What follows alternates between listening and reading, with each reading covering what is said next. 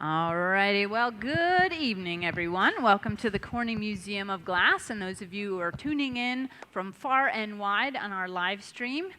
We will be starting this a little bit oddly because we're going to have two starts, one for our community here at the museum, and we wanted to document a few things in advance, and then our official start time online will be at 5:30. So there will be two introductions, but I want to introduce Nancy Callan and Mel Douglas to the stage here. They're going to be working together and doing an amazing piece that we're all been looking forward to. So let's give them a big round of applause. I know we small crowd to start out, but we've got all hands on deck here today as well.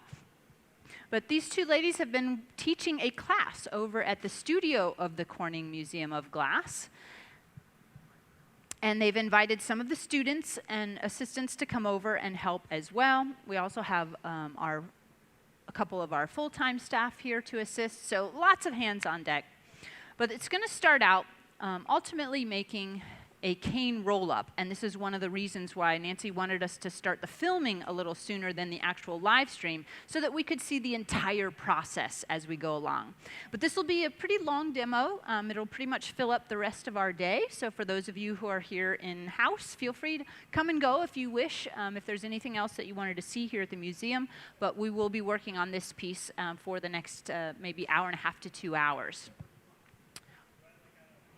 So Nancy comes to us all the way from the northwest of the United States in Seattle.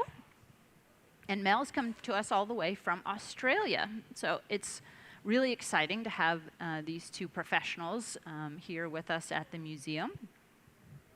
And we'll start out just telling you a little bit about the equipment and the studio. First off, we're gathering a little bit of clear molten glass out of our furnace. Now we have one furnace here that holds about 1,000 pounds of clear molten glass, and it runs at a temperature of around 2,100 degrees Fahrenheit, or about 1150 Celsius. So at that high temperature, it's pretty much like honey. So what we call the act of gathering is just pulling a little bit of glass out of that furnace by rotating that pipe down into a big vat called a crucible. And since it's like honey, we just need to keep turning to keep it on the end of that iron before it would drip onto the floor. Now, since this is going to be a really nice piece, we want to make sure that it has all the right details. Looks like there might be just a little bit of a bubble buried in that gather. Bubbles can naturally occur in the furnace just from the dripping of glass down inside of it, sometimes from the gathering process if there's a tiny little texture on the surface of your bubble. So those little bubbles can sometimes be picked out and sometimes they can't.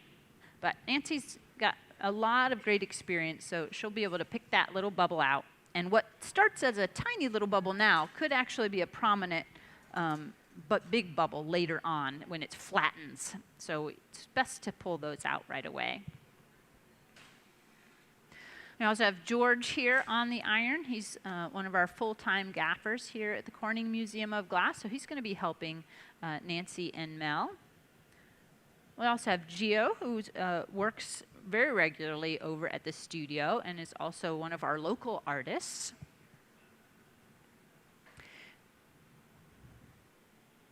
Starting a bit of an air bubble. Isaac is TAing for the class right now. So starting that air bubble just by trapping a little air pressure into that hollow stainless steel pipe. And that's a great foundation for this future piece.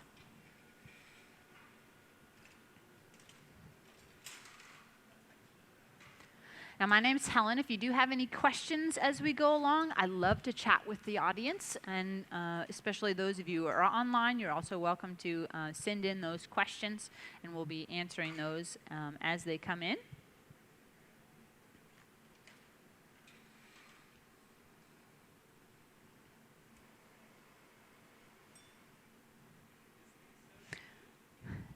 We also have a reheating chamber. This is how we re-soften the glass as we work. It cools off pretty rapidly and becomes very rigid. And so in order to shape glass, you need to make sure that it's the right temperature. You make it really hot when you want to make major changes, and you keep it a little cooler when you don't want to make big changes. So we'll probably see them going back and forth between that working station and that reheating chamber quite often. I feel like we spend most of our lives as glassmakers standing in front of those 2,100 degree Fahrenheit furnaces, rewarming and softening our glass. Now, I assume we're going to be building up a larger amount of glass, so we let this first layer cool down and stabilize slightly. Because of its fluid nature, it's very difficult to pull out large quantities of glass at once, so we tend to build it up layer by layer, just letting that inside layer solidify to make the liquid-like glass a little easier to control.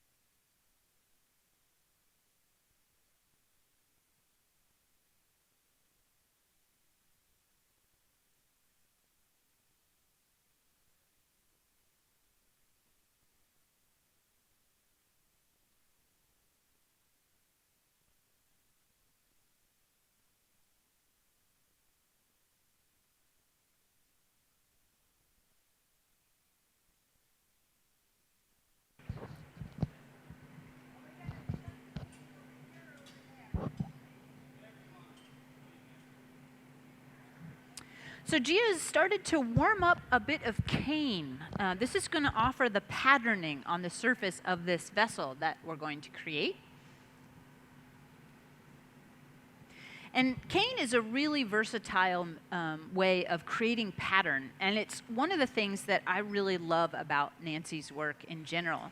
She's really explored a lot of different methods on using cane, and in very unusual ways as well. We typically see cane only used as linear patterns or other configurations of that, but she's made some really beautiful panels using this technique, gathering the cane and blowing out the vessels and then opening those vessels up to be flat sheets. It really moves the cane in really interesting and unusual ways to work with it in so many different styles. But cane, in its essential nature, is just a string or a rod of glass. So if you take clear glass and pull it between two irons, that's just going to give you one long string of clear glass. But we cut that up into chunks, and we'd call that a cane. If you want to embed color on the inside, so start with a chunk of color on the inside, gather clear glass over top of it, and then pull that out into a cane, you'd have a little line in the center of that cane. And I think that's kind of what the patterns. Yeah. Looks like we've got some clear cane and some black stripe cane. Is that correct? It's either black or red. Sometimes the reds will look black when they're hot.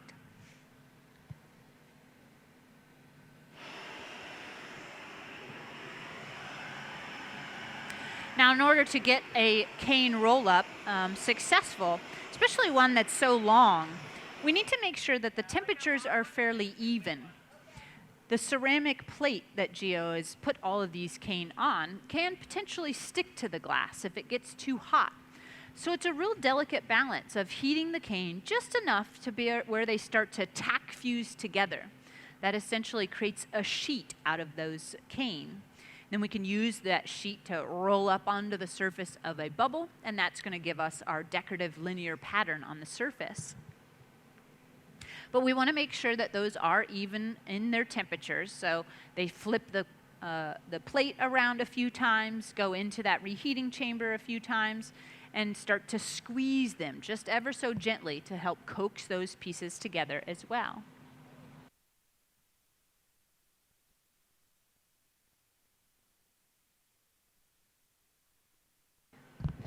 So Nancy has all the glass, I think, that she'll need for this particular roll-up, and is just watching the team, making sure the timing is going to work out just right. So there, Isaac gives it a little squeeze.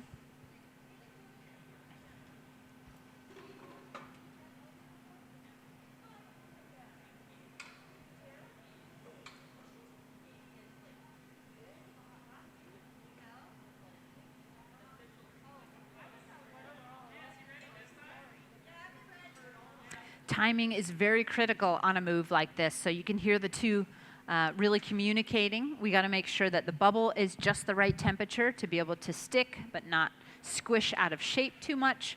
And we need to make sure the cane are warm enough to stick to the bubble, but not too warm that they stick to the plate. So it's kind of a delicate balance.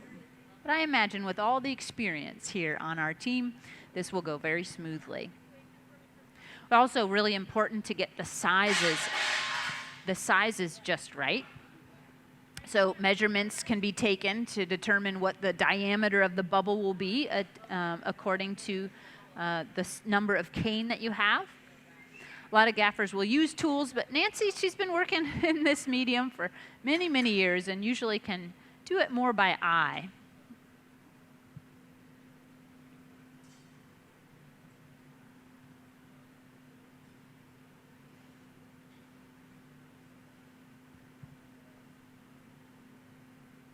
Nice. Little air in there widens that bubble slightly. And a perfect fit. That deserves a big round of applause, folks. Very nice. I've watched Nancy do that multiple times, and I'm sure you could find lots of videos of her doing that as well, but it's like a magician. Doesn't matter how off or on it is, she always nails it so beautifully. Now, to help keep those canes from sticking to that plate, we often coat the plate with a little bit of kiln release. And so occasionally that kiln release can leave a little bit of dust on the surface of our cane. So that's why we were brushing it to clean the surface. Once you start to reheat that glass, if there's any dust on the surface, it'll melt into the surface, and then you're never going to be able to get it out. You got a question, young man? Do they have helpers? Yeah, we actually have a lot of helpers today, absolutely. And often in glass making, you want at least one helper. It makes the process go a lot easier. You could imagine trying to warm up your own cane and have your own bubble at both the same temperature at the right time. That would be really, really tricky.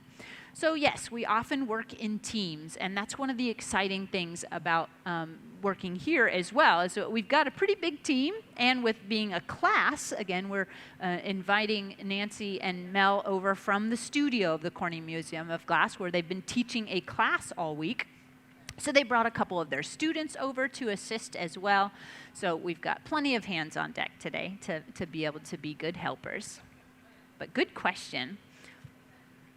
So now we're just working those canes into the surface of that bubble.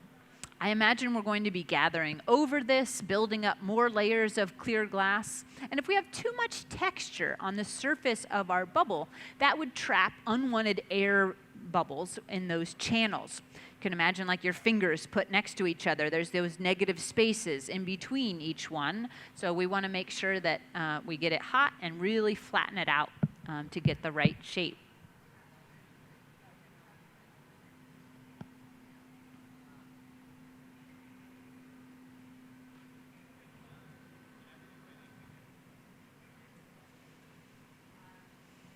So for those of you who have joined us a few minutes after we got started, just to let you know what we're doing here, we have guest artists with us, and we'll be doing this, this particular demonstration will pretty much fill up the rest of our day here at the museum.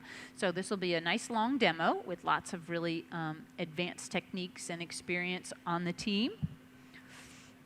But Nancy Callan and Mel Douglas are our artists for today, and we started a little bit early for the process, and we're filming that, but we're starting the official live stream at 5:30. So in about 8 minutes, we'll do a whole new introduction for our online presence as well.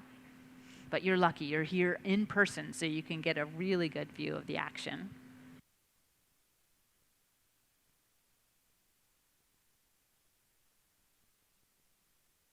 So the question from the crowd was, are they competing?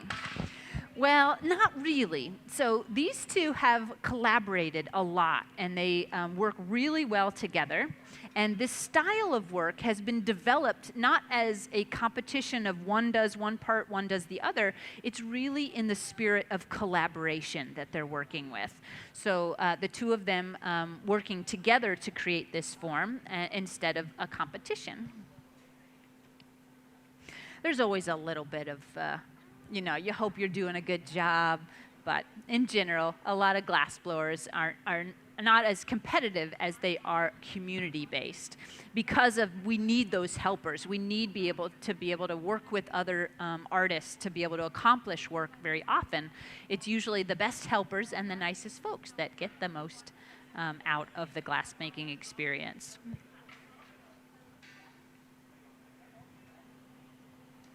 So meanwhile, George has started to accumulate 2 bars of color.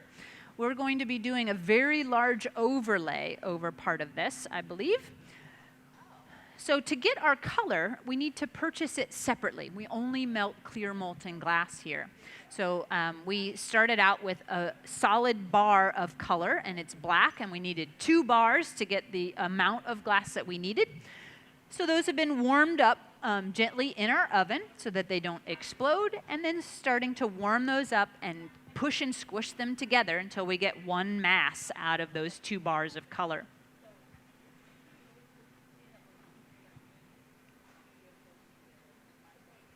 Our Marver table here is just a big slab of steel that's a great shaping tool. It also takes heat away from the material. So you can use it to help you blow glass a little bit by setting up certain shapes or certain temperature conditions. In general, glass will move very easily wherever it's the hottest and not move very much where it's colder. But we consider about 1,000 degrees to be cold for glass making because that's where the glass starts to go rigid.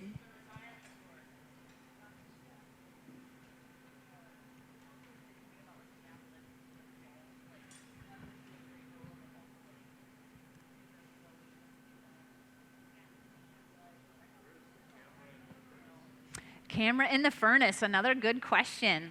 So inside of that furnace is not an actual camera. The camera is just a standard camera located behind that unit. There's a tiny little window back there that it peers through.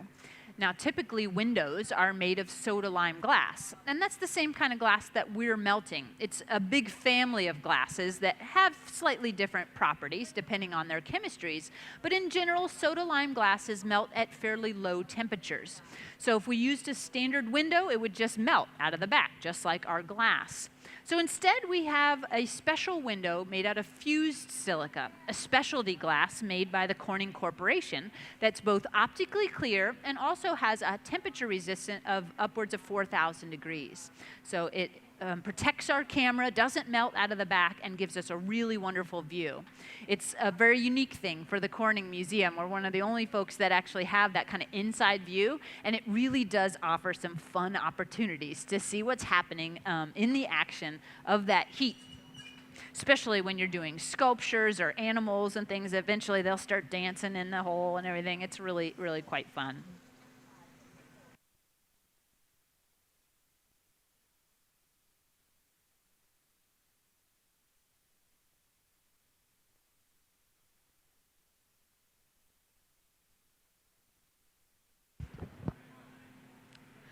All right, so I just got a little more inside information about how this is going to come together. But it looks like we're narrowing down the very tip of this bubble. This way, the cane pattern that runs all along the side, there was a little bit of negative space from that pattern on the tip. And we want that pattern to go all the way to the tip of this bubble because this is going to be a stuff cup. So this cutting off the very end of it, now we've got a termination of that design all the way to the tip of our bubble. There's a great shot there, Dan, really showing off those linear patterns, the black stripes in between the clear. Sometimes clear can serve as just a space saver in some ways, so having those black layers segmented away with clear in between. The clear sort of disappears for the most part, and we only really are left with an even space in those black canes.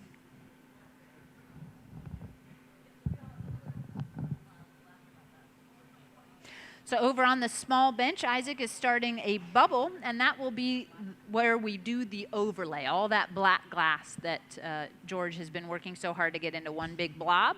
We're going to squish it over the top of that bubble.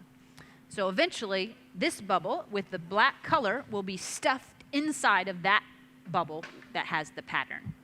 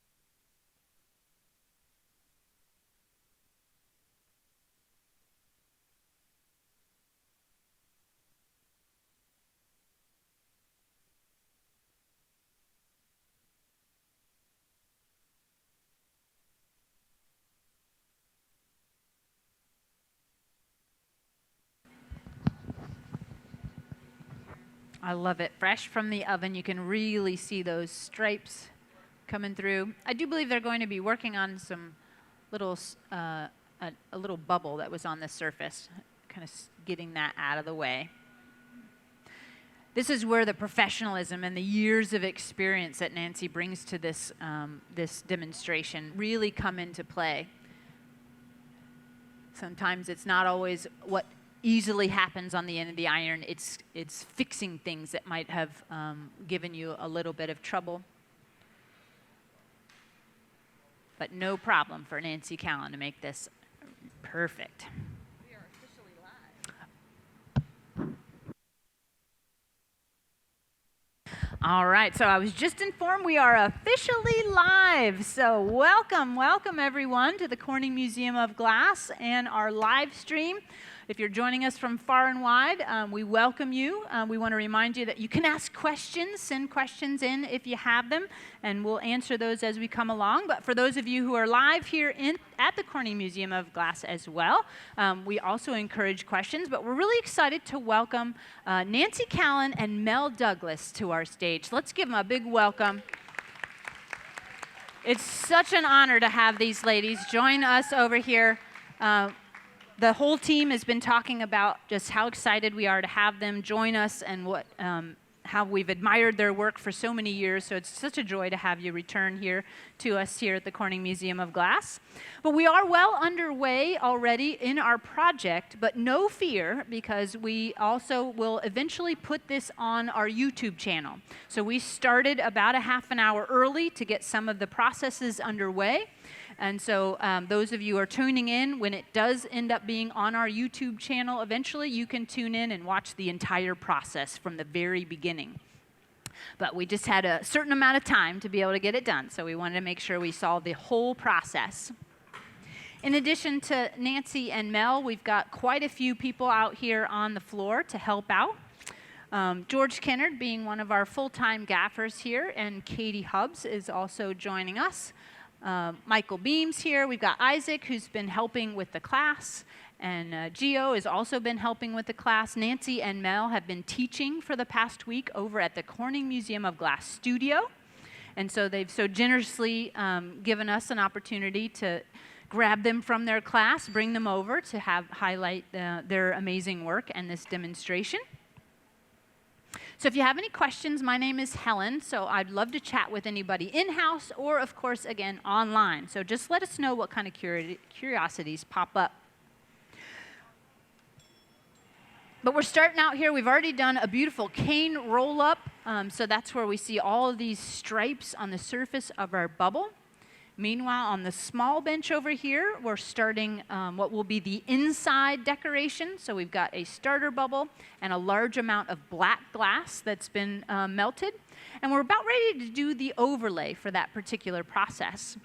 Ultimately, the final design will be this cane bubble will turn into a cup, and this black bubble will be dripped down inside of that cup so that it becomes a cladding on the outside of the bubble with those cane on the surface. So it's a really great way of making a pattern and making a piece that's a little bigger. Sometimes you can just roll the cane right up on the surface of your bubble, but it's really difficult to make very large scale things like that. So we tend to build them up, and this layering process is a way of putting the color exactly where you need it, inside or outside, depending. And build your structure from there. So there's that color drop. A great view on the screen there of George and Isaac.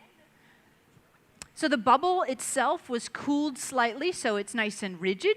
So that nice black hot glass can be pushed and squished over the surface of our bubble to create a thin layer of an overlay. Yeah, nice job.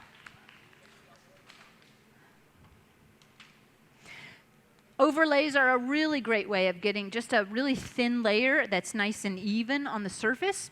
And it all starts with solid bar color. So we only melt clear molten glass here in our studio. So anytime we want to add color, we need to purchase that separately and add it in different methodologies. So what we started out with just two big chunks of black glass. Now, black glass is made by adding metal oxide like manganese into the clear glass, and that'll give us a black. So black is technically a purple glass, just a really dense purple. But now that they've got that on the surface of the bubble, Isaac will just push and squish that up around the surface of that bubble and give us that nice overlay. So here we're getting a good view of the color pattern. Nancy's been doing some manipulation on the surface. I think there was a tiny little air bubble on the surface that she was trying to work out. You got another question?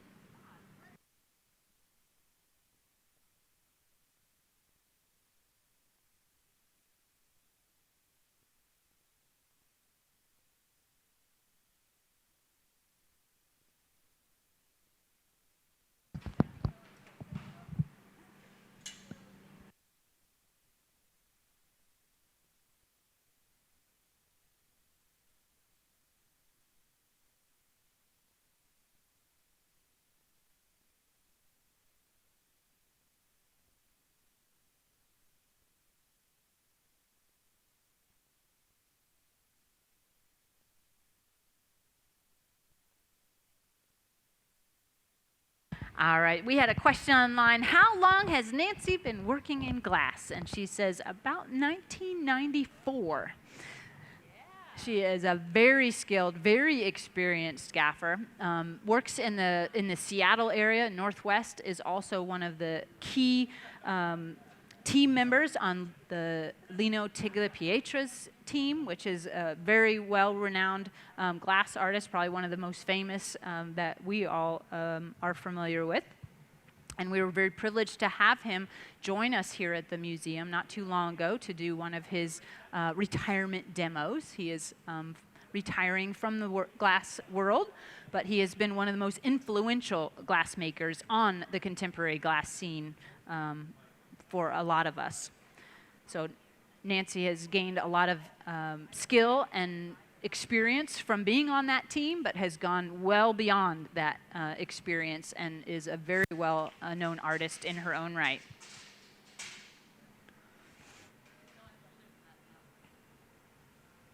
So it looks like we're going to start going for maybe an additional gather. And it looks like maybe we got another question.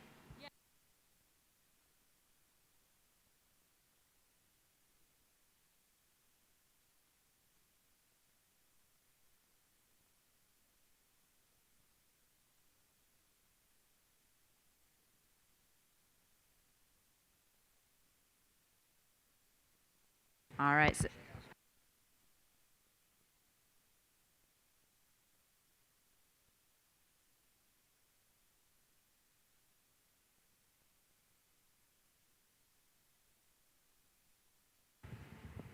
So we did have a question about some of the safety equipment that we wear here as gaffers. But here we're going for another strip gather, what we call a strip gather. No worries, no clothes are coming off in this action. We are just letting a little extra glass drain into the bucket. We can reclaim and recycle all of our clear glass, so we try to contain as much of that as possible. But by going back into that furnace and letting most of it drain off, that means we've just gotten a really nice thin layer of glass on the surface. We're not trying to create mass, we're just trying to get the perfect amount that we want to stuff down into that future black cup that they're creating on the spare bench here. But yes, safety equipment and safety concerns. We definitely need to make sure we have eyeglasses to help protect our eyes. You'll notice Nancy has some sleeves on. Those are Kevlar sleeves that help with the radiant heat that comes off of the material. It just makes the process a lot more comfortable. And we were also, even during COVID, and we were wearing a lot of masks, a lot of us referenced, Nancy, the fact that you used to wear a lot of bandanas even before COVID was kind of a common thing, but just covering yourself up sometimes can help with the radiant heat and the comfort level of that activity. Now she is wearing a glove on her left hand as well, and that's not necessarily as common, but gloves can give you some good grip on occasion when you're working. You'll notice that she has other artists also helping handle that pipe, so it doesn't necessarily impede that turning process. But you can, if you're working large scale, sometimes you will put on gloves to just help with the grip. But in general, a lot of glass workers do not wear gloves in general because it takes a lot of dexterity away from your ability to turn the pipe and use the tools properly. Then, of course, we always have our closed-toed shoes and our cotton clothing so that if we do catch on fire, we just catch on fire rather than being shrink-wrapped by wearing too many plastic clothing. In addition to safety equipment, you also can count on your amazing assistants to make the process a little more comfortable. So Gio stepped in with some wooden paddles, and using those wooden paddles just to help shield Nancy from that radiant heat. That's a real nice luxury to have, and with this many people on staff currently, that's definitely a good addition to the comfort level of our team.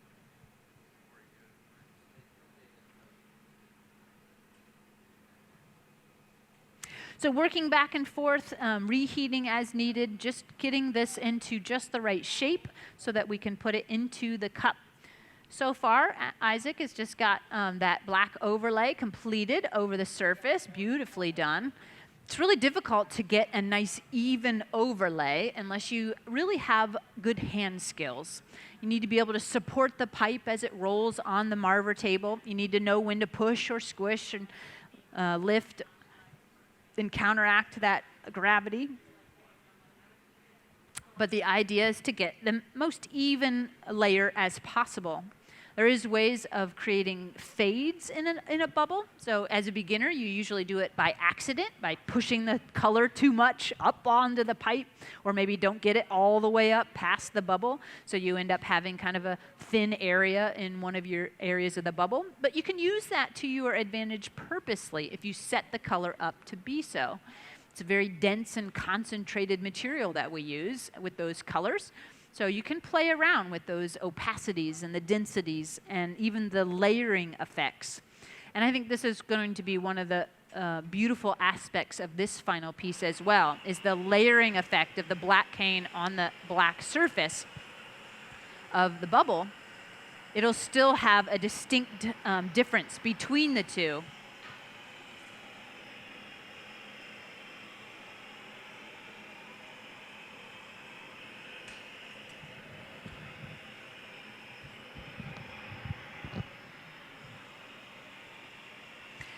Now we do have this reheating chamber that runs over 2,100 degrees Fahrenheit to melt our glass, but it's sort of a big, broad heat.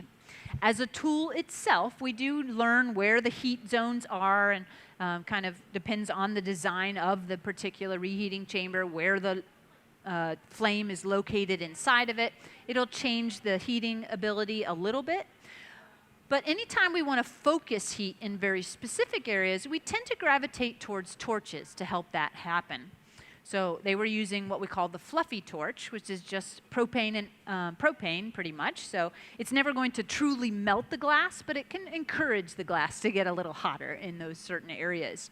There's also a red and wood-handled torch hanging there next to Nancy, and that's used as both gas and oxygen and burns almost 5,000 degrees when it is at full bore. So we can use that to very specifically focus heat in very small areas, and you'll often see artists use that to maybe poke holes in glass, to help sculptural areas and work in small detail.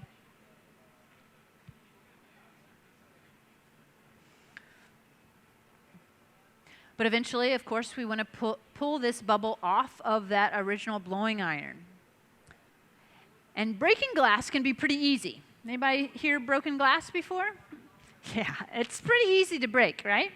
But as glassmakers, we don't want it to break in the random patterns that you typically see in the way that glass breaks.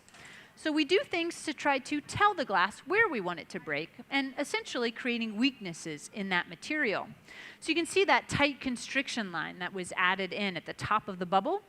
This narrowed the glass down and made a nice tight line, and this is essentially where we're going to create the weak spot. So when we go to break this free, hopefully it'll follow that crease line. We call this a jack line, and it gets its name from the tool that we use to incise that line, also called a pair of jacks. Now, jacks come in different sizes, different configurations. There's only a few companies in the world that manufacture these, so they're really artistic pieces in their own right.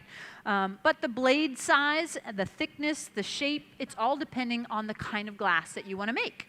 So if you're making things like goblets and really delicate work, you're going to want really thin blades that you can get into tight little spaces and not have a lot of metal robbing heat away from your tiny little bits. But working larger and working more substantial glass, you want a little thicker blade, maybe even a longer blade, so you can get further away from the heat of that bigger bubble. And all of these jacks get swiped through a little bit of beeswax. So as Nancy's working, you might see a little flame coming off of those tools once in a while. And that beeswax just helps it ride over the surface a little easier. In general, hot things stick to hot things in the hot shop. So if we have a metal tool and we spend too much time touching the glass, that can end up starting to grip and grab hold of that glass. We need to pre-warm the ends of our pipes to get them to even to get glass to even stick to them. So that beeswax just offers a little bit of lubrication on the tool to help it ride over the surface a little easier. Reinforcing that line once again because we inflated slightly and lost just a little bit of that dimension.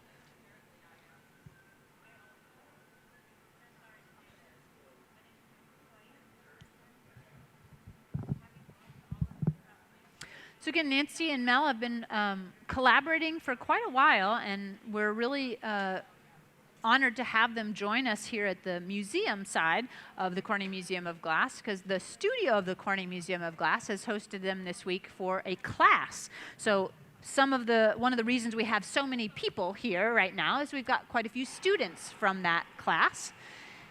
And the Corning Museum of Glass studio, the studio of the Corning Museum of Glass, rather, teaches lots of classes and workshops throughout the year. And summer is a really great time because that's where you get a little bit more of concentrated classes. They might be a week or 2 weeks long and really focus. We get a lot of visiting artists from all over the world that come here to teach. It's one of the best places to take a class. So if you're interested in learning more about the education programs and the classes that are offered throughout the year, definitely check out the website, cmog.org, and you can find all the links for glassmaking and classes that are offered. And I was just looking at the class list for this summer for the upcoming classes. It looks like pretty much most things are already filled. It's a very popular thing to come to take a class here at Corning. So always good to get ahead on the application process and get your applications in early to be able to make sure you get the class that you want. But it looks like we're going to transfer this over onto a punty.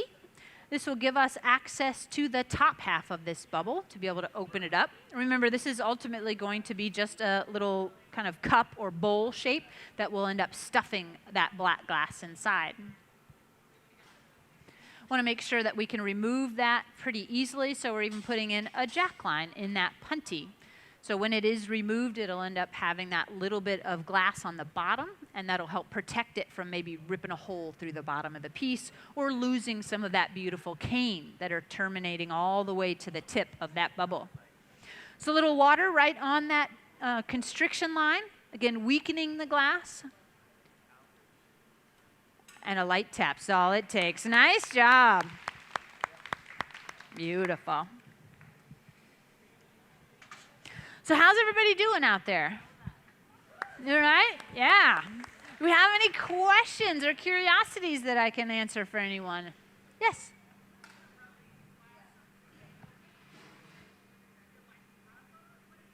Ooh, that's a great question. So as you're rolling on the table, what does glass feel like? Well, when you bring glass fresh from the furnace, it's very fluid, almost like honey. It'll just kind of run all over the place. Maybe I can get one of our gaffers. You want to do a little quick gather for me? Show our folks up front what liquid glass looks like. So when it starts out, it's very fluid. But as soon as it starts to harden, it goes very stiff. So it goes through this transitional phase where it can be anywhere from honey-like to like hardtack candy. And in between that, it does feel a little bit like taffy, or it could feel a little bit like a garden hose, I've been told, if you cut through it. But you can see just how wiggly this is. Now, as soon as Katie stops turning, and I apologize for those of you who are online, you're not going to be able to see this, but as we drip, it dive bombs really quickly. But when she picks this up, you're going to see that the little things have hardened already and cooled enough that I can even touch those little areas. So it cools very rapidly. And you can see it's still moving, but not nearly as quickly. So it just kind of depends. Thank you, Katie. Nice job. It's a beautiful piece. Very nice. But you can see how it sets up so quickly. So as soon as you touch the surface of that metal, it's going to rob heat immediately. So it'll actually start to create a skin on the surface of a liquid glass. So there's also the idea that there's an external heat and an internal heat. And often when we're working in making a piece, you want to keep that core internal heat for most of the process that you're making that object. And that will just help you keep everything moving and keep everything balanced. Once you start to lose that heat and try to rebuild it, it's going to rebuild from the outside in. And so if you have texture and details and things on the surface, you might end up kind of overheating the outside to be able to get the inside hot again.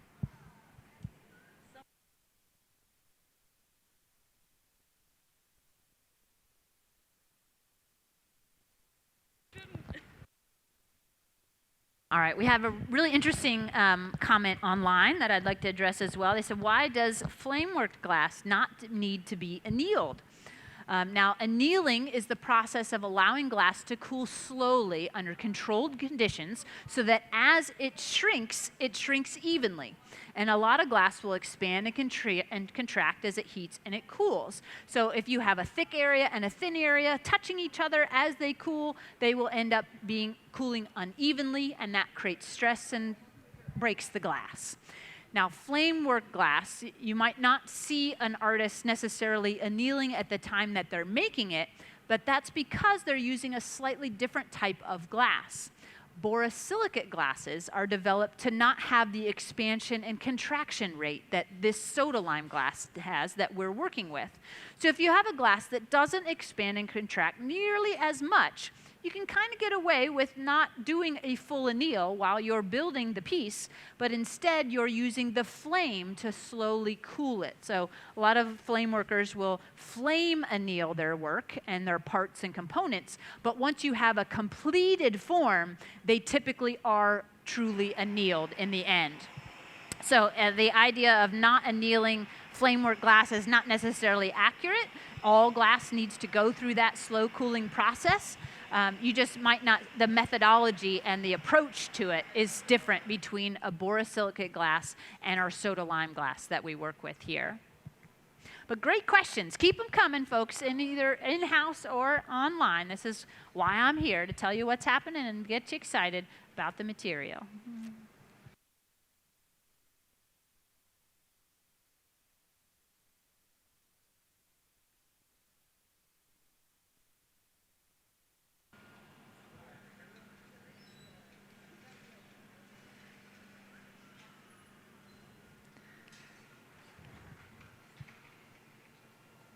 All right, so as we're shaping the glass, we often use hand pads to help shape the glass. And most commonly, you will see a lot of glass makers using folded wet newspaper to help do that shaping. And they work on a principle of steam. So you have a little bit of water on that carbon layer that you've burnt into the paper. The water makes the paper flexible to be able to conform to your hand as you're working. And the steam kind of pushes back and between the tool and the glass and keeps things from burning and leaving wood ash on the surface of your glass. But there's a kind of a modern technology that has been created to mimic that same thing, and that's what Nancy's using. It's actually a graphite-impregnated felt and a woven pad, and then it has kind of a washcloth inside to hold the water we need to create the steam and keep things from sticking. So this is just an alternate tool to that folded wet newspaper. But I think hand pads like this and newspaper in general are very popular tools with glassmakers because in general, it's the closest we come to touching the glass.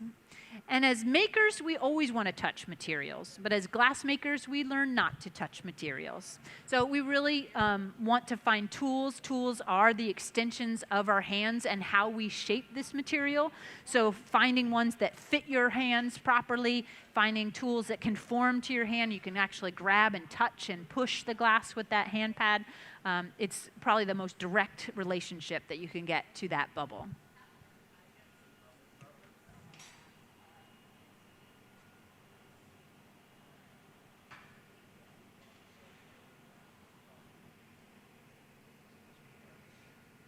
So coming over on the side bench, against Nancy is our main gaffer, so she is in charge of the entire orchestration that you see coming out here. So she's come over to the spare bench to work on that stuff bubble that we're going to use. Make sure it's just the right size and shape for what she wants. I also have George Kinner joining her and helping out.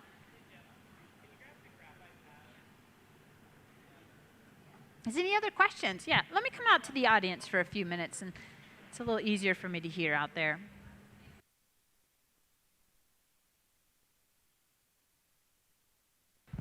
All right, yes. How do they decide the design of the piece? Yeah.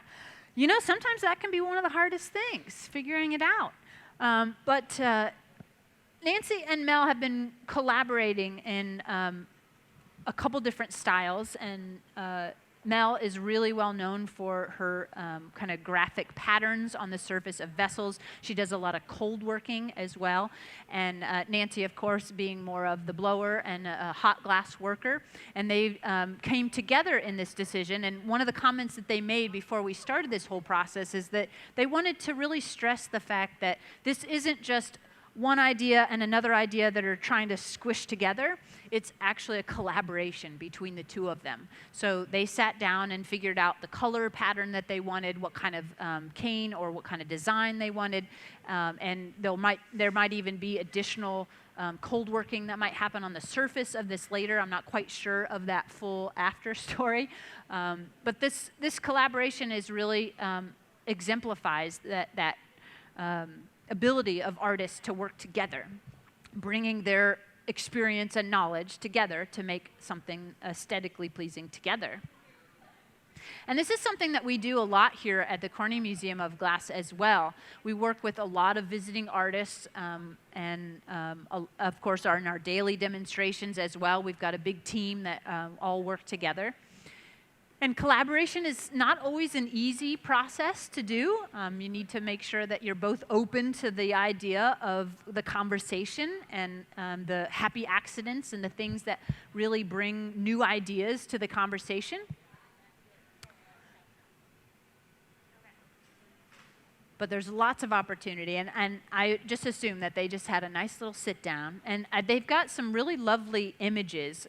It's kind of hard to see from far away, but on the screen over here, there's a little teardrop form. Over here, there's a piece of paper that shows the big teardrop form and a little bit of the black lines. So that's the aesthetic that Mel is bringing to the conversation, the kind of graphic patterns and the incised lines on the surface. And the teardrop is really a form that Nancy has gravitated to a lot in her personal work as well. But good question. Any other questions that you might have out there? Yes? How hot is the oven? So our furnaces are set at around 2,100 degrees Fahrenheit. That's about 1150 Celsius. And that's why we see so much orange glow coming from everything. So even the glass that we pull out of our furnace, it is clear glass that we pull out of that furnace. The color, the orange, is just reflecting those high temperatures. Just like hot lava emitting its own light, our material does the same. So it looks like we've got our bubble nice and shaped up and concise. We've got our stuff cup all set. And George is using a rake. We're going to rake the surface of our furnace the glass is all held in a big ceramic bowl called a crucible. And through the gathering process, sometimes just dripping glass, if you imagine dripping honey into a bowl, the little drips might overlap each other and trap a little air in between and stuff. So occasionally you'll get bubbles trapped on the surface of that tank. So to help avoid gathering those out of the furnace, right before we go for a gather, sometimes we'll rake the surface and just push all the bubbles to the back of the furnace so that we can get in and hopefully get a nice clean gather out of that furnace.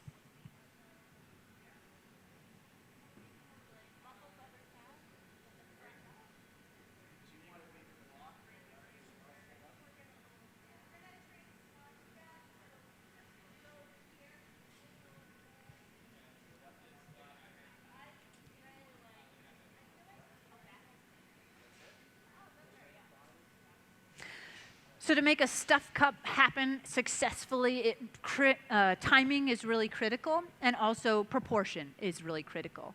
You want to make sure you have enough glass to fill your cup, but not overfill it. If you overfill it, of course, the pattern will not be able to go all the way to the top of that pipe. If it's too small and you have to squish your bubble around too much, then you might trap more air. So working together to get just the right size, just the right shape. But going for that next gather. Once again, recycling some of that glass, doing what we call a strip gather, letting excess drain right back into a bucket. We'll reclaim that glass, put it right back into our furnace at night, and be able to refill our furnace as needed.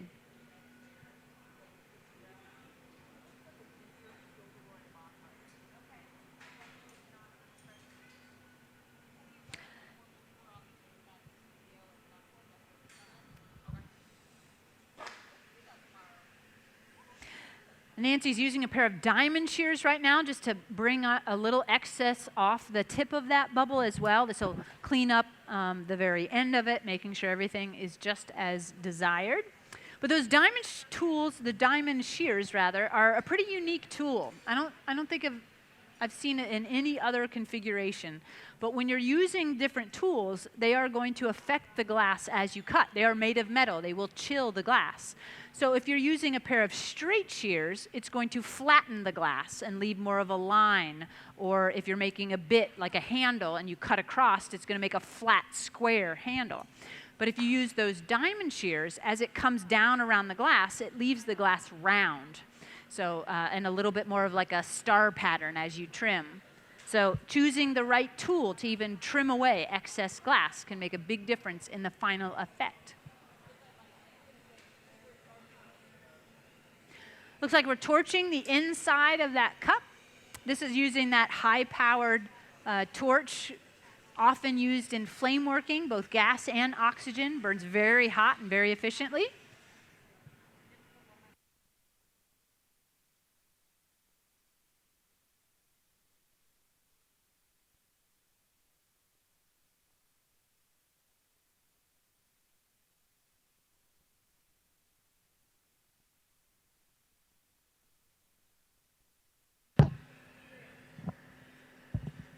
This is really wonderful to have so many people here on the hot shop floor. You can really see the collaboration and the teamwork required to make something like this come together.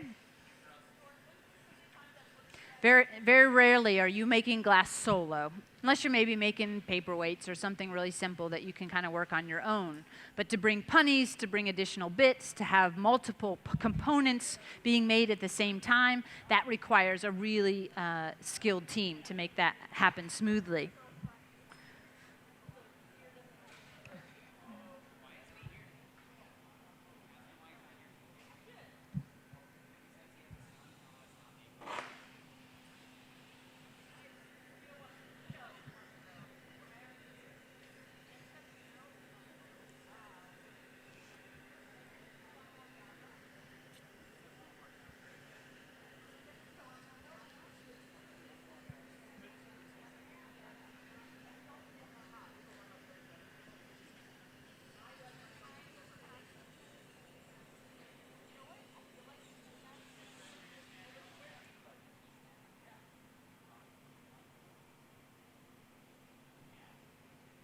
So just doing a little size check there to see the progress.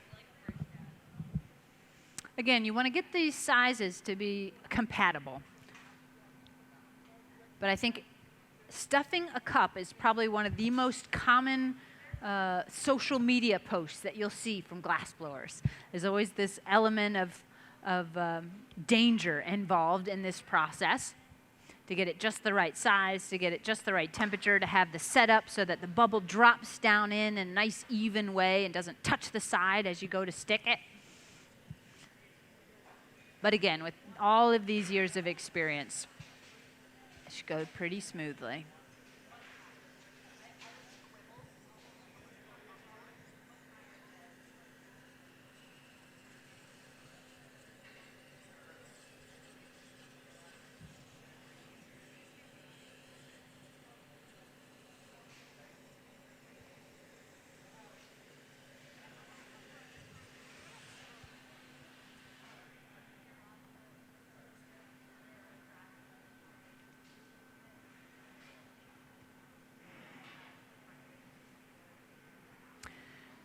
Now, when you go to do a stuffed cup, it's always nice to get really high and above this project as you drop the bubble down in. So we've got a nice set of stairs here that we can use to step up onto. Also going to be putting that bubble, or that cup rather, onto an optic mold just to hold it in place while we do this drop. So metal on hot glass, cold metal on hot glass can cause breaks to happen. So we're just using a torch to pre-warm that mold a little bit, making sure that there's nothing that will thermally shock the surface of that cup.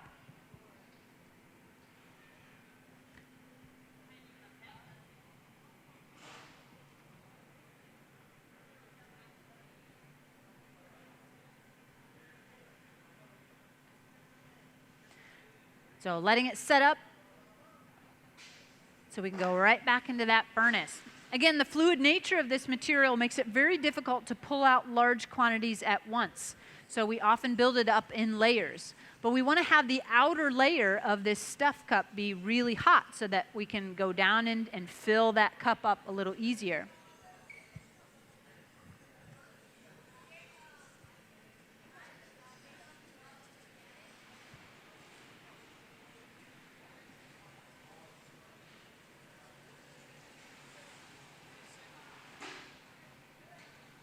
Another beautiful gather.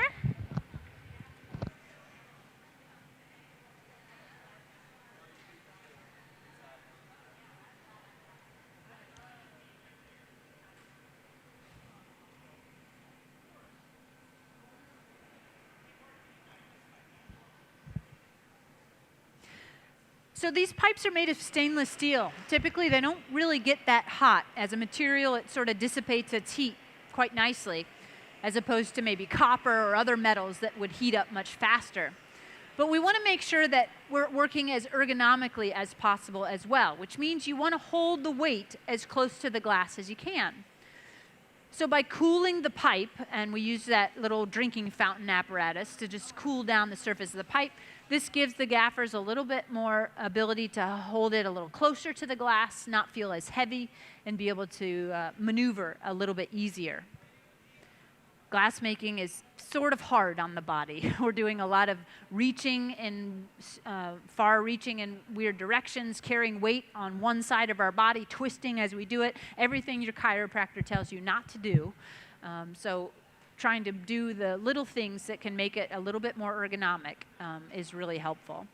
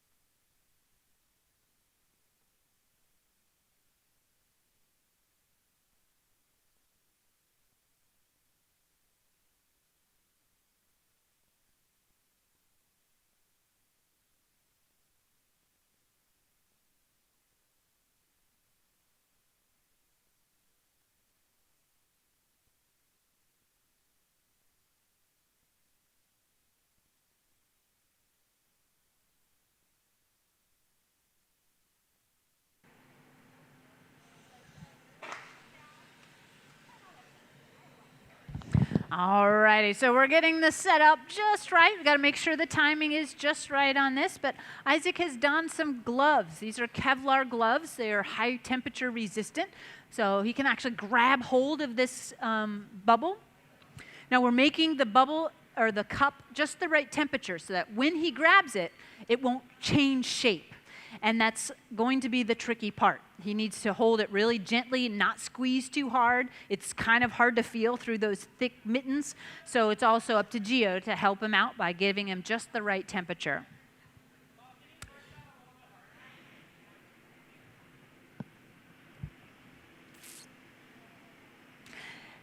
Nancy wants to have the setup just right as well so that the bubble drops down into that form without touching the sides as they do so.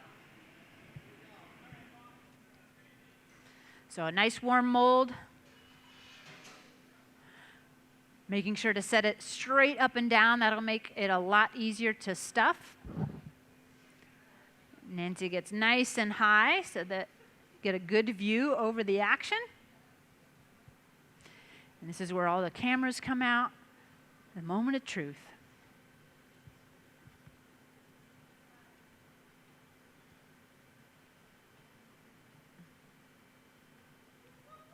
Ooh, filling it from the bottom up. That squeezes all the air out of that space. We don't want to trap any air in the sides of that cup. So you can see how it's almost like filling its pitcher.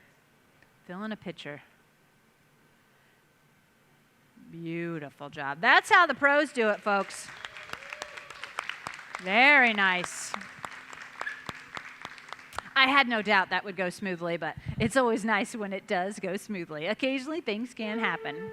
But that was a beautiful fill, just the right amount of glass. So now we have that beautiful cane pattern cladded on the outside of that black bubble. So the black will be the internal imagery and the cane will be on the surface. But because we made that as a stuff cup and have extra glass in between where the cane exists and where the black layer exists, there'll be a really beautiful shadow in some ways, a way that the light will move through that piece. And so having that little bit of clear in between really creates depth in the final object. But that ends the color patterning, I think, and then we'll just squish this all back together and be able to start forming the actual finished piece out of this bubble. Sometimes the color patterns and the buildup of the design can be one of the longest parts of the process of making an object. And especially in the case of cane have to be made ahead of time. So, and the type of glass that we use here at the museum is a little different from the type of glass that they use over at the studio where Mel and Nancy have been teaching.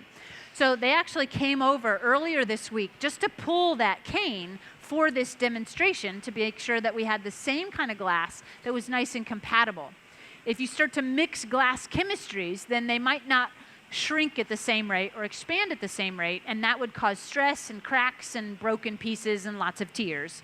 So you need to make sure that you have just the right combination of compatible glasses for any type of object that you want to create in a hot fashion.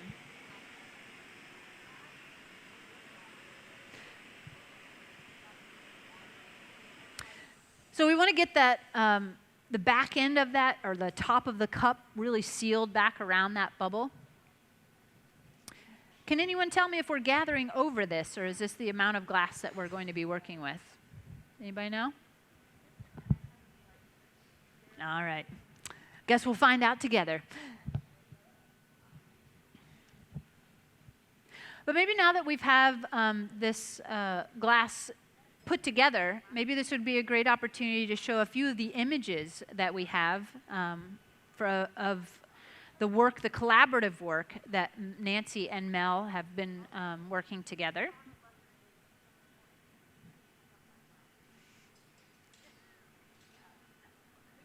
Both of these women are very highly respected in the glass community. We have objects in our collections as well that you can come and take a look at in the contemporary wing.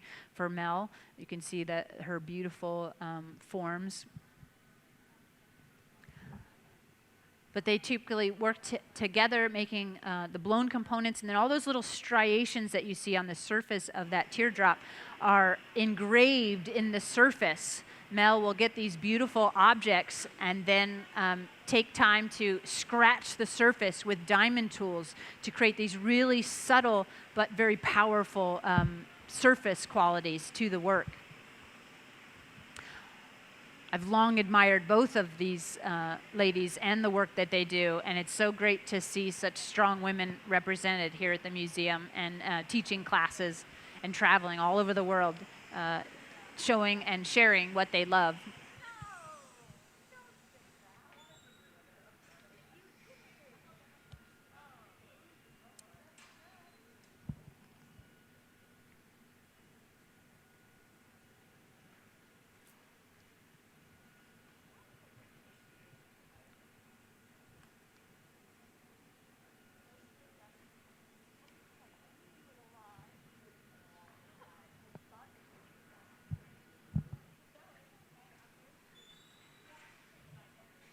So Nancy's gathering up another iron, but I'm not quite sure what that one's for. That's part of the tricky part of hosting guest artists. I don't always know exactly what they're going to be making, so we kind of learn this process together.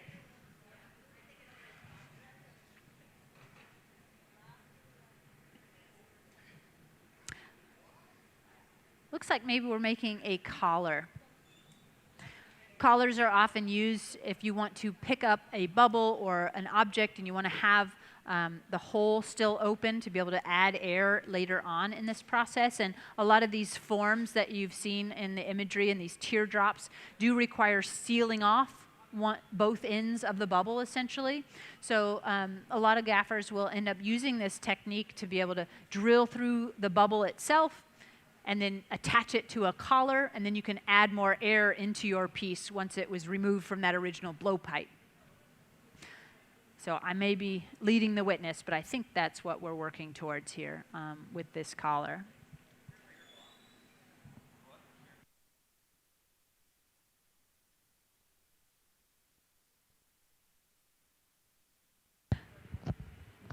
So how are we doing on questions? Any other curiosities we can answer for anyone? Yes?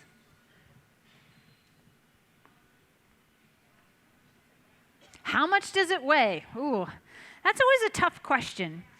And what I throw out there is if you have a gallon of milk and you hold it close to yourself, it might not feel too heavy. But you hold it out here, it's going to feel a lot more heavy. So for a piece like this, we probably only have about 15 pounds of glass, but it's 4 feet away from the gaffer. So it's going to feel exponentially heavier the further away they hold that pipe. So that brings us back to that conversation of cooling the pipes, holding them as close to the glass as possible to try to make that feel less heavy. And when glass is hot, it's moving. So you also have to fight the movement. And if things are slightly off center, the torque required to get them all the way back to center or to come over that hump can be very challenging. So this is part of why we've got a team working here. We've got a very large scale piece in mind. They're even getting larger blocks, which tells me they're going to gather again and have an even larger amount of glass on the end. So we want to have a few people to be able to spell each other, to be able to take that weight, and you never can stop turning when you're working with glass. So having a team that can take a few turns, take a few heats for you, can make that process a lot less labor intensive.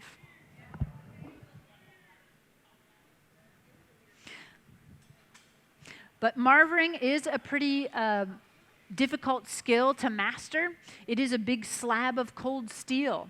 So you want to make sure that anywhere you're touching your glass, it's intentional because it's robbing heat away from that material. And just the weight of the glass itself, if you take a liquid blob and you go to roll it, well, the first roll is going to be really loose. The second roll is going to be a little tighter and a little bit tighter, and the glass hardens and starts to stiffen. So you have to know how to react to the current conditions of the material to be able to marver it evenly, shape it in a certain way. And really that just comes through years of experience. We say it typically takes at least 5 years of consistent working just to get a good foundation as a beginner, have that basic understanding of the timing necessary and the material and how it moves. And watching glass making really can start to push you forward in that experience. If you talk to any student out there, they'll tell you if they watched a lot of videos before they picked up the iron or watched a lot of live demonstrations, they already were that much far ahead in the knowledge base. So this is why we here at the Corning Museum of Glass really love to be able to document a lot of these demonstrations. We've got thousands of hours of, on YouTube of different demonstrations that we've done, different vignettes that teach you bits and pieces about glass as a material. And so you can find us there on our YouTube channel, the Corning Museum of Glass YouTube channel. And this live stream will also eventually be on that YouTube channel. And we have lots of students that use that as a reference ongoing. We also spent a little time over the last couple years trying to create a few new search words and things like that to make it easier to find the kind of videos that you want to on that channel. But this one will be up on the live stream, will be documented onto that YouTube channel. And we did start about a half an hour early, so those of you who tuned in at 5:30 and saw that we were well underway, no fear. When we have the actual online presentation or documentation, we documented the entire process from the very beginning. So there's an extra half hour of information that you'll be able to watch online once that is up and available. It usually takes us a week or two to get it up and available online. All right, so a lot of quick changes happening here, really inflating it out. You can see what teamwork really coming together. Gravity is always at play, so we can use it to our advantage, or it can be something we fight against the entire time. But by harnessing just the right heat, just the right movement, and just the right gravity, we're able to draw that bubble out into a much taller kind of teardrop form. But you'll even notice the brightness, where it's the hottest, where it is a little cooler. The colors start to darken when it starts to cool. So if you set up your temperatures in your bubble a little off, that dropout can happen in a lot of different shapes. So it's not often the moment at hand that makes the biggest difference, it's the precursor, all the things that you have to do to set up the perfect conditions to get the glass to go where you want and how you want it to be shaped.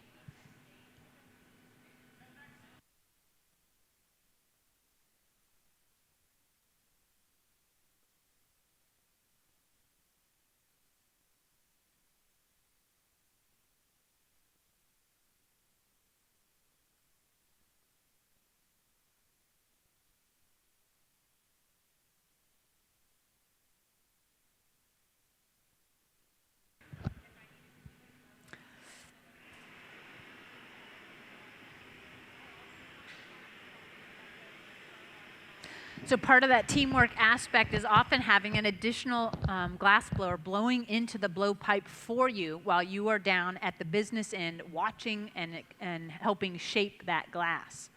So Mel's been getting down there, adding some of that air pressure. So if the bubble seems to be magically growing, it is because somebody is actually blowing into the end of that blowpipe.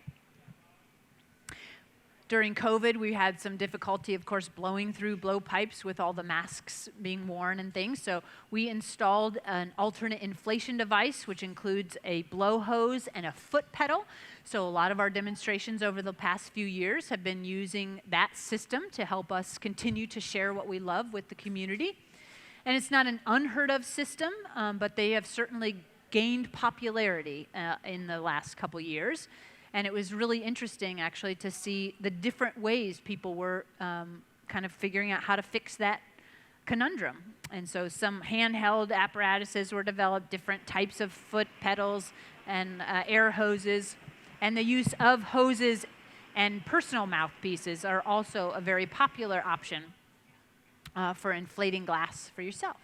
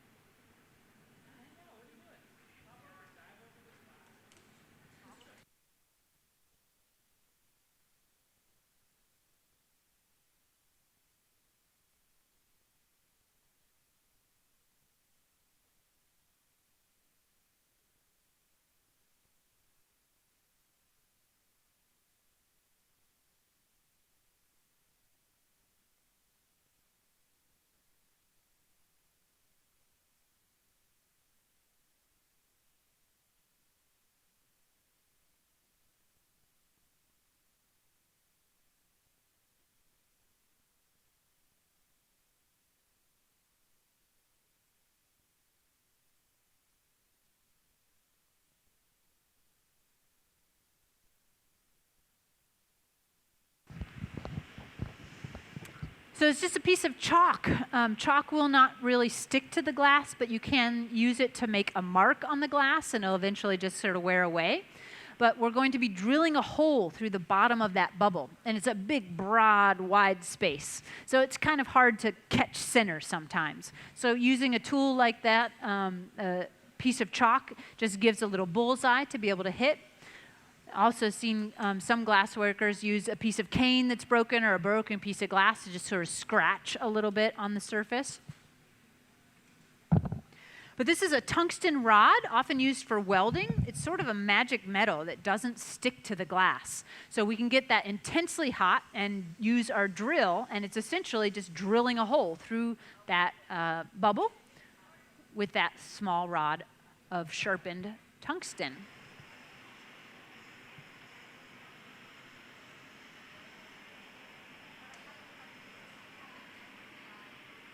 So that little hole will help us facilitate attaching that collar to the very bottom. Typically, you would puntee a piece from one end to the other and finish the top end once you've punteed or transferred over onto that secondary iron. But because of the nature of this shape that we're doing, we're going to be closing off that teardrop shape. If we were to not have a hole or the ability to have air go in and out of that piece, glass, when it's hot, hot air, when it's hot, wants to expand, and when it's cooling, it wants to contract. So if you trap air inside of a vessel like this, and there's nowhere for the air to move in and out as it's heating and cooling, then it'll end up moving the glass for you. So you can end up sucking in, the vessel can end up kind of collapsing on itself as the glass cools.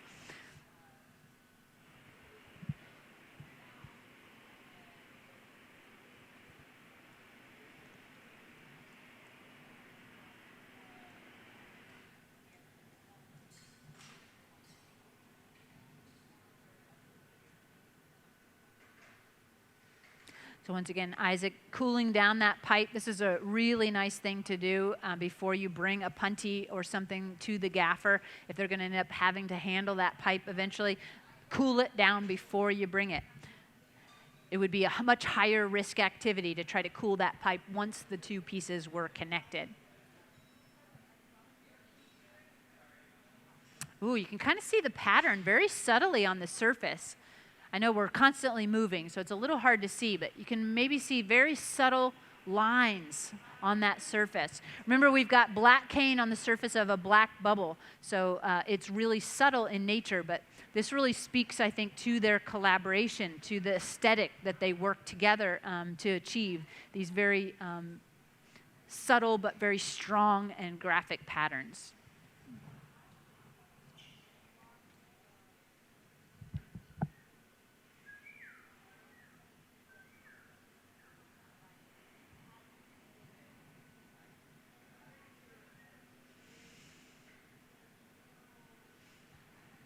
So again, this puntee that we're adding is hollow all the way through.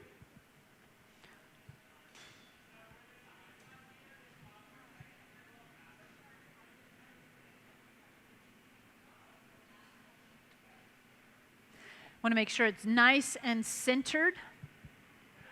And then when we go to remove this puntee, instead of removing it at the connection site, we're putting in a secondary jack line. So we'll break this puntee away at that jack line, leaving the excess glass on the piece itself. This is probably the safest way to do this, so that then you can cold work down and get rid of that excess glass that's unnecessary in the object, but you have less risk of maybe breaking parts of that bottom out when you go to remove that puntee hot. So cutting in a nice tight jack line. We want to make sure that it's set up just enough. If we catch this too quickly, then the glass might be too hot and the whole thing will flop around and be uncontrollable. So these are always critical timing, temperature, and teamwork to make this happen successfully, but a little bit of water right on the jack line and a light tap. Beautiful job. Very nice. I hate to say it, but that is a very dangerous spot. We can end up losing a lot of pieces in that trade over. And if you don't have the right temperature, a crack might form beyond that jack line, go up into the side of the piece, And then there's not a whole lot you can do to really get that to heal. A lot of people think, well, if I've got this broken object that's got a crack, why can't I just get it hot and it'll just melt back together? But typically glass wants to kind of ball up as it heats. So a break or a crack would start to heat up at the edges first, and those edges would round up and pull away from each other rather than melting into each other. There's ways you can kind of coax them into it, but it's usually going to leave a little bit of evidence of those cracks. So it's best to avoid that kind of activity. But now we've got this flipped around, and so they'll start building up heat in the top edge of this piece. We are going for a really beautiful teardrop shape, and it will be closed at the tip. So building the heat back into that top. We mentioned earlier a little bit about surface heat versus core heat in an object. And so if we want this to have a really beautiful transition from the rounded bottom part to that nice point that we'll have, we need to make sure we have just the right kind of temperatures set up so that as the glass is pulled, it'll all move together and keep that beautiful transition in place.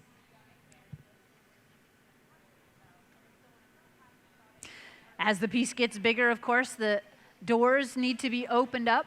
This is a pretty large reheating chamber, and those doors help us accommodate larger and smaller work, ideally keeping the doors closed as much as possible.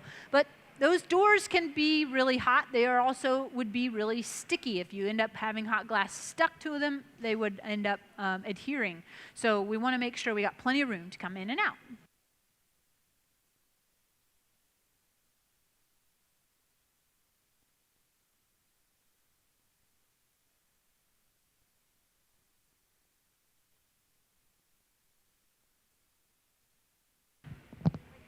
All right, I was just informed we've got a special person in the audience.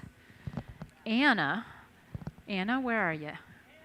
Anna. So Anna is one of the students in the class, and apparently it's your 21st birthday. A big round of applause for Anna on her 21st birthday. What a great present to come to the Corning Museum of Glass and take a wonderful class with these perfect ladies. That's awesome. Congratulations. Welcome to the adult world. Lovely.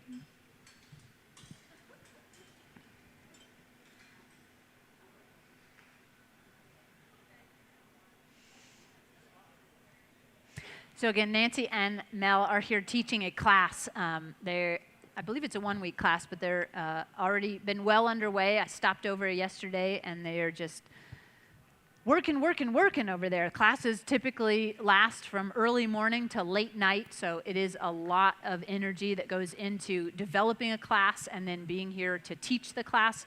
But Nancy and Mel have been so generous with their time and their students. It's really exciting to be able to host artists of this caliber here for these live demonstrations and as part of our education programs. We are bringing artists from all over the world. Mel Douglas is coming all the way from Australia, and Nancy's coming all the way from the Seattle area in the Northwest United States.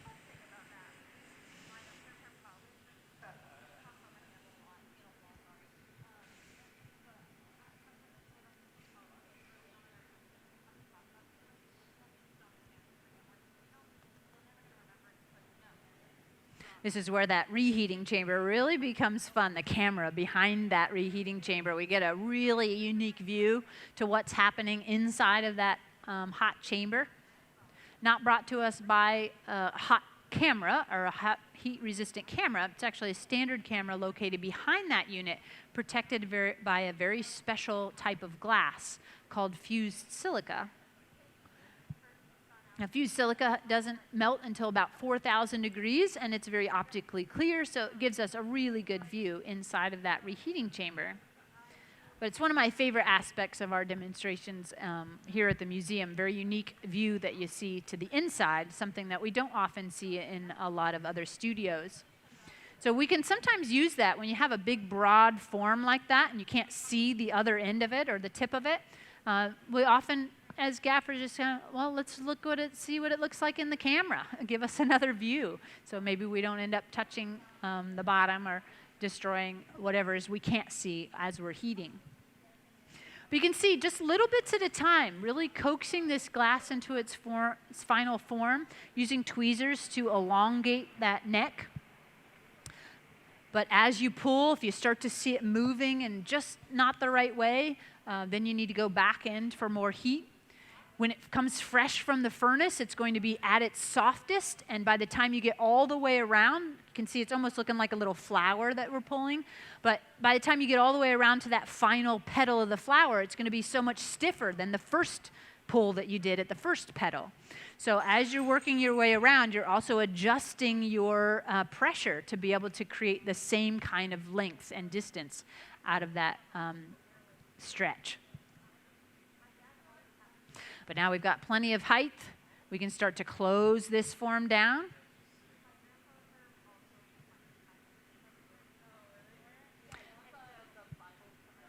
Just like the jack lines that we have used to remove the bubbles and to tell the glass where we want it to break, you can see going all the way to that termination, sealing it off. Now, usually jack lines are not sealed off. They're left open so that you can then open the vessel. But for this one, we want it to be a complete closed form. So squeezing it all the way down. And then using those diamond shears to cut it free.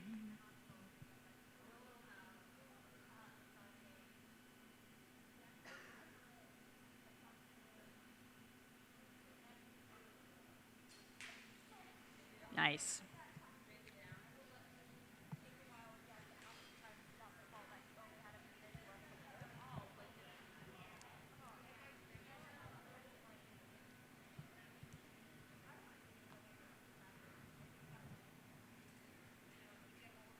So just a little reminder for anyone who's with us in-house that the galleries will be closing soon. So if there's any other things that you wanted to see, now's your chance. But we will be bringing this to the end of our day here for our demonstration.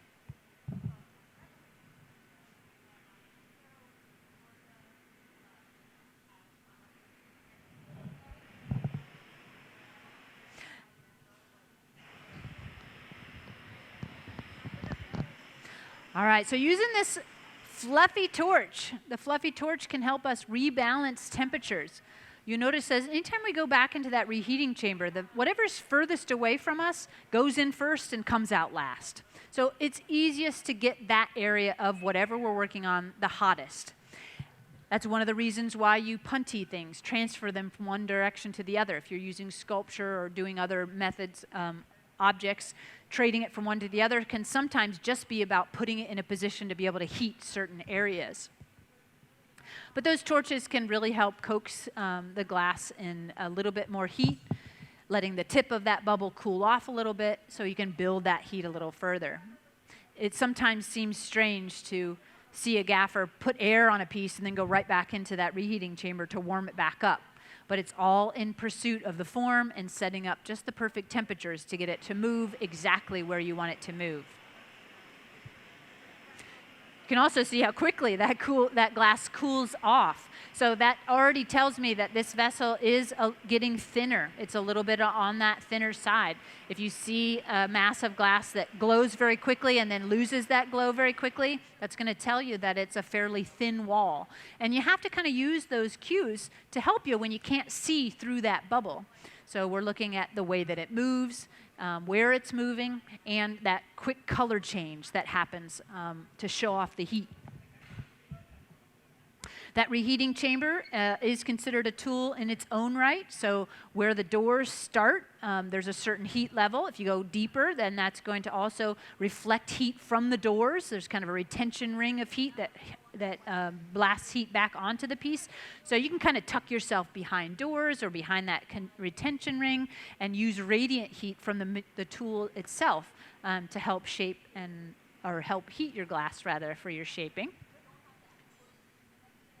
Mel is adding a little bit of air pressure into that pipe every once in a while. Because remember, we drilled a hole in the very bottom. So that means that we can add more air pressure and puff that form out and get that nice teardrop shape that we're looking for.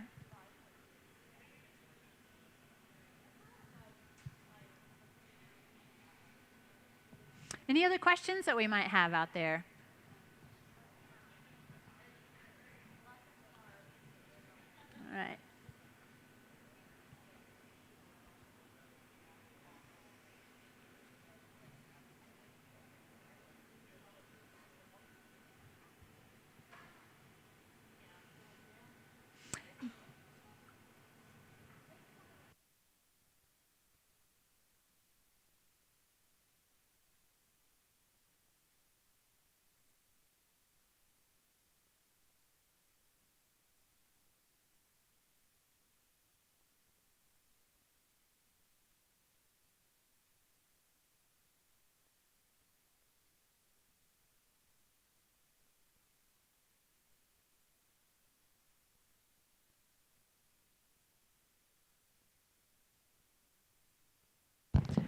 All right, so a nice wood paddle using two different ways. One as a shaping tool, that nice carbon layer, keep the glass moving, and it's a great way to help create this hard line that Nancy's working towards.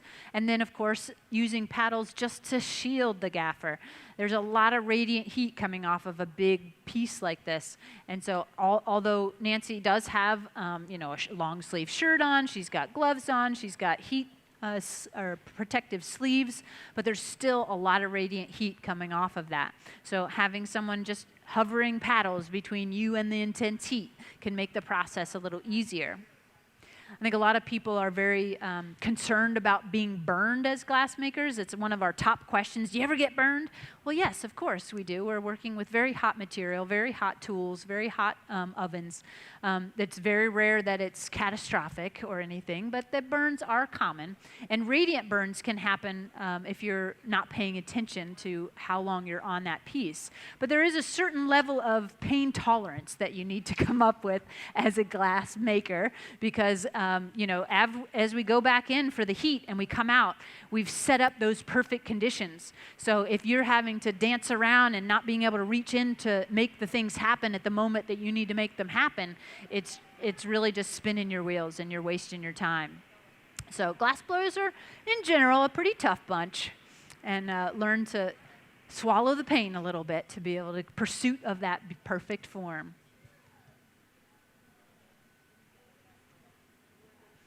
Really coming together.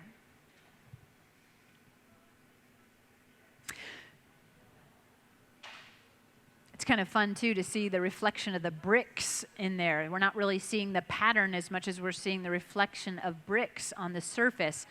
But there is a really beautiful, subtle pattern to this, and I know it's going to be very difficult to see while everything is hot, but we typically will document and take some really good images of the finished pieces and then attach that to the video when it's uploaded onto the YouTube channel. So if you're here locally and your tags are good for 2 days, you can come back and it might be out tomorrow night. I'm not sure how long they'll want to anneal this. It'll probably at least be a 24-hour cycle, but if you're around for the next couple days, it'll probably come out and you could see it. But if you're not local, just check out that YouTube channel once this video is posted, and we'll have some really wonderful images. I imagine we'll also post some things maybe on one of our social media pages as well. So lots of ways to see those final products when it's a little bit difficult to see in the live action here.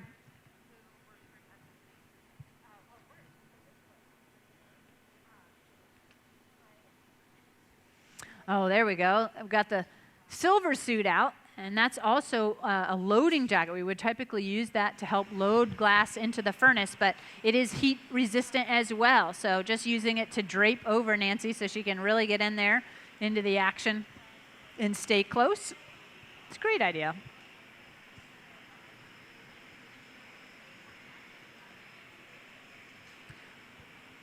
You might have noticed that Nancy's got a little bit of a booty on right now. She did break her foot recently, so it's even more impressive that she's been teaching this class and doing this demonstration under such difficult situations. But like I said, glassblowers are usually a pretty tough bunch, and they just have to work through the pain to get the final products that you need on the end of that iron.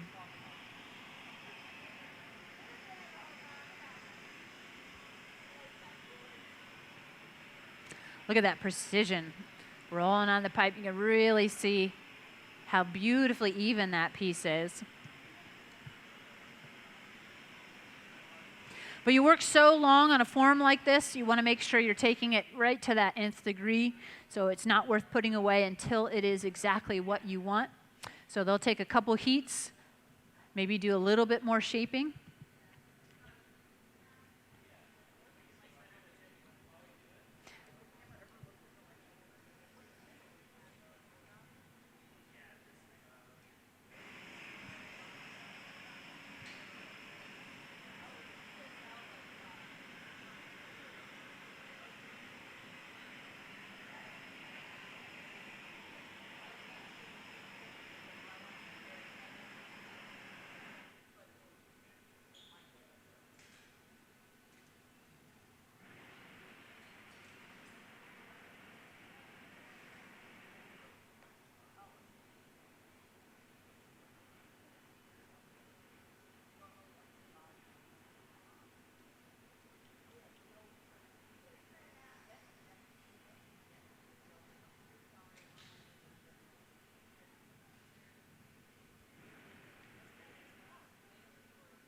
So using a little metal paddle, this tag paddle will help really sharpen up that tip, get really the precision that we're looking for. They pre-warmed that a little bit, you might have noticed. Cold metal can shock the glass and leave little chisel marks or little cracks on the surface. So warming that up a little bit really helps it ride over the surface a little easier and not leave any evidence of its touch. That's one of the reasons it takes so long to kind of develop the skills of glassmaking, is all the subtlety in the touch of the maker. It's really easy to use these tools, and maybe a slight different angle will end up leaving a big ridge or a ring or a dent in the surface of your piece. So developing those skills over years of experience, and Nancy said she's been, I think it was 1994, she said, so many, many years of experience working with a lot of famous artists, most notably Lino Tagliapietra. She has been one of the key members of his team for many years.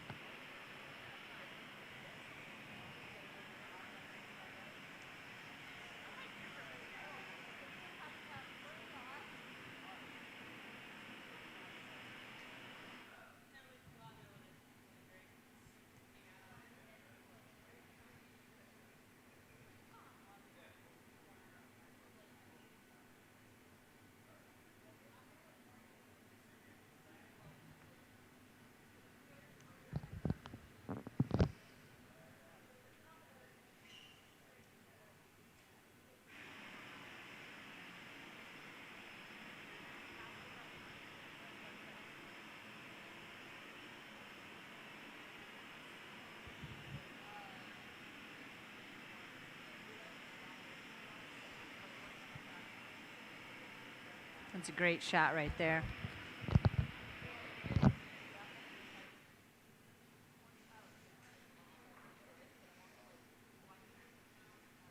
Even if you're focusing a lot of time and energy on the far end of that piece, a lot of attention still needs to be paid to that connection to the puntee. If the puntee ends up getting too cold, or the back end of the piece gets too cold, then it could end up being problematic, end up cracking prematurely.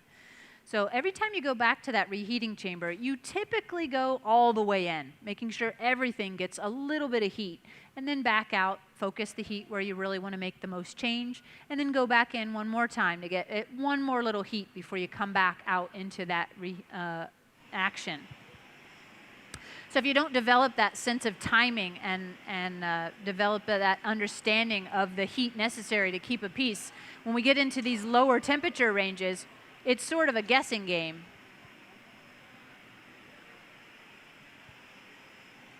And black is notorious for being a very soft color, so that means that the glass will hold its heat a little bit better than if it was, say, an all-white piece. White tends to reflect heat energy, so it takes a little more to get it hot and stay hot. And black pieces tend to end up heating up really quickly, and you can end up getting it too hot too quickly. So really balancing and understanding different temperatures necessary and different colors and how they react to that heat can be a major change in the way that you work. And like most things in glass, a lot of these things are only learned through trial and error and lots of years of experience.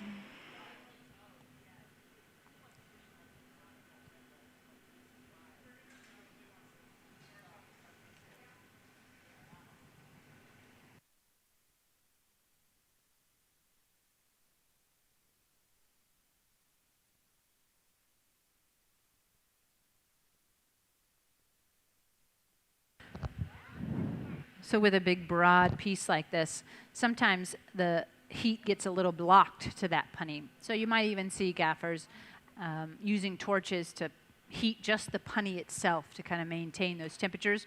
Remember, the pipe is also a heat suck, so it's robbing heat away from that punny the whole time. So they started to notice it was getting a little too cold, so they wanted to make sure they build in some more heat. So using that intense flame working torch builds heat very quickly into that piece.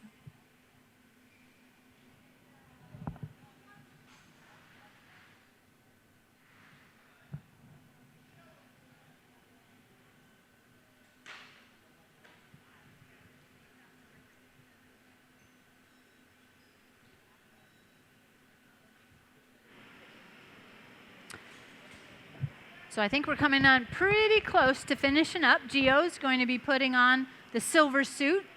We do need to pick this up and place it into our annealing oven. All glass needs to be cooled slowly under controlled conditions. If it cools too quickly, that means it will shrink unevenly and break very quickly. So we tend to put things into our annealing ovens at a temperature where they're not hot enough to change shape, but not cold enough to crack or shock. So that's also part of the guessing game and experience of learning when to put it away at just the right temperature.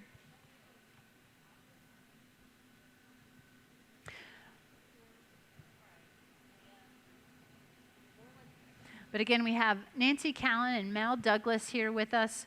Really exciting to have these ladies, and I think this has been a beautiful demonstration. They've brought lots of their students from next door, from the class that they're teaching over at the studio of the Corning Museum of Glass. George and Katie helping out here today, our full-time staff here at the museum. I want to thank our AV team doing all this amazing video work. Dan's been down on the floor the whole time. Brad and Jason up in the booth. Takes a lot to put these together, these presentations together, but remember, you can see lots of them on our YouTube channel, so definitely check it out. Now that you've piqued your interest in glass making, hopefully you'll come to visit here at the Corning Museum of Glass. I know we have a great crowd here today, but we also have a lot of people tuning in from far and wide. I think the last numbers was over 220 people, give or take. So it's a great tune in. Thanks for tuning in. Thanks for all your questions here today.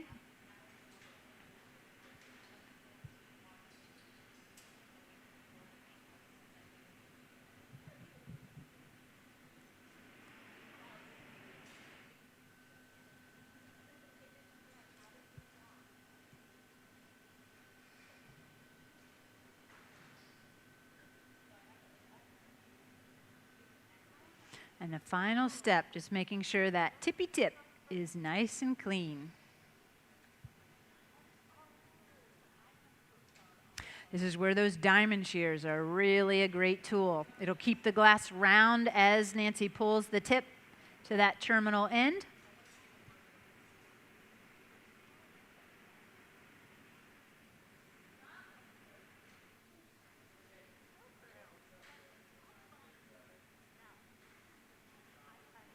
You can see how they use the torch just to heat the very, very tip. They worked so hard to get such a beautiful transitional profile on this vessel. So we want to have that terminate all the way to the end.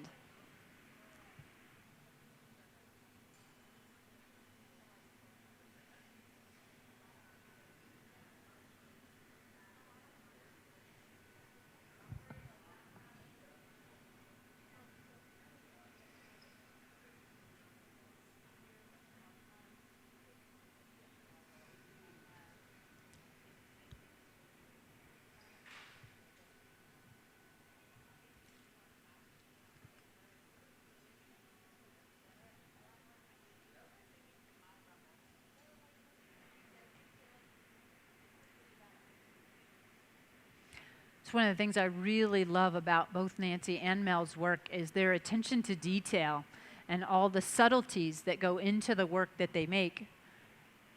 And when you look at them, they might seem like some of these details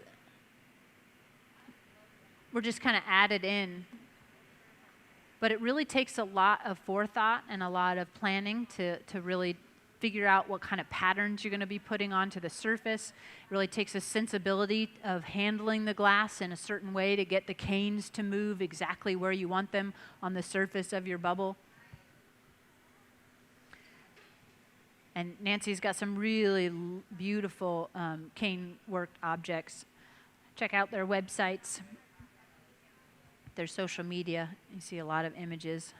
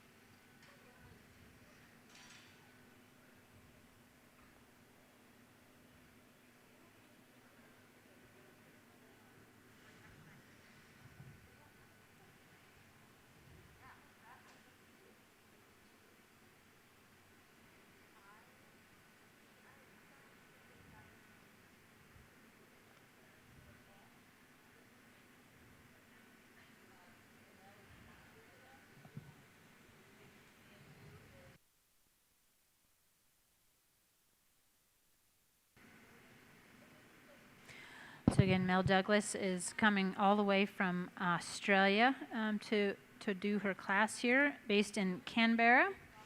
Currently a PhD candidate and sessional lecturer in the glass workshop at ANU. A lot of wonderful artists coming out of those programs.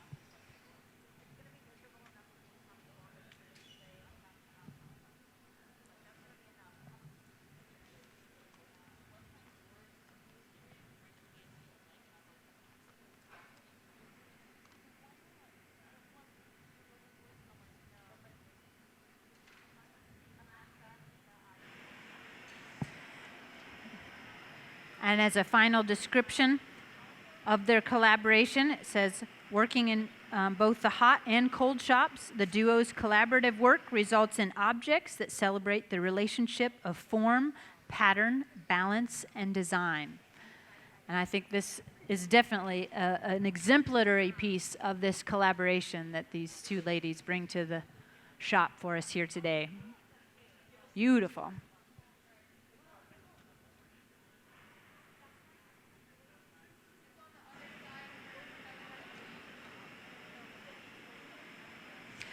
So now just balancing out those temperatures. If we put this away too hot or one area is too hot, it might end up deforming once it goes into that oven. So it's really important to make sure that everything's nice and balanced. Might also cut that punny down a little tighter. We wanted a little structure to help make it easier to handle and not be as delicate as they're pulling and pushing and really torquing on that piece. But now that it's time to remove it, we can start to narrow that connection down, make it as weak as possible. Glass will always break wherever it is the weakest. So if we don't set up just the right condition, we run the risk of it breaking at that connection point and not at that little jack line. That would end up leaving a big hole in the bottom of our piece potentially. Certainly something that we want to avoid. Now, I'm not for sure, but I assume that this piece will also eventually get some cold working on its surface or additional patterning. And again, we'll have those images on the YouTube channel when it's finished.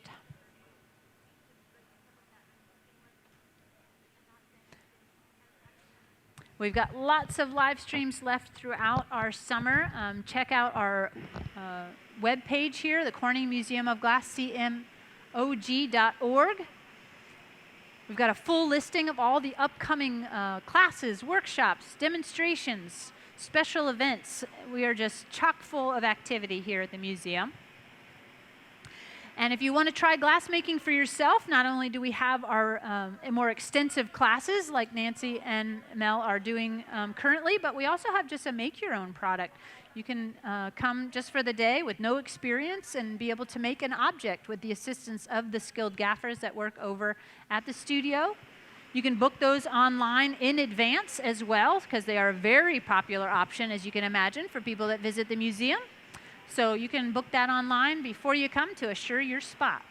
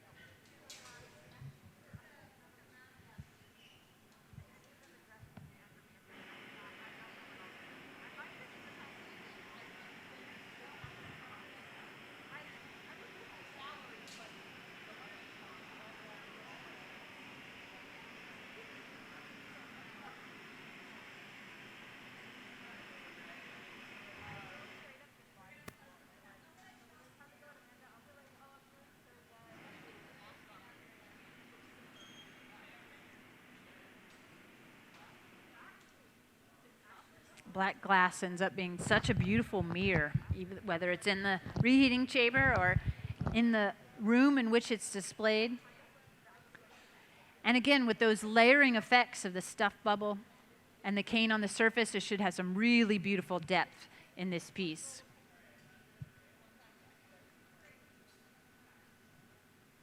So a little water on that punny connection. Gio is all ready to catch this piece, put it right into the oven.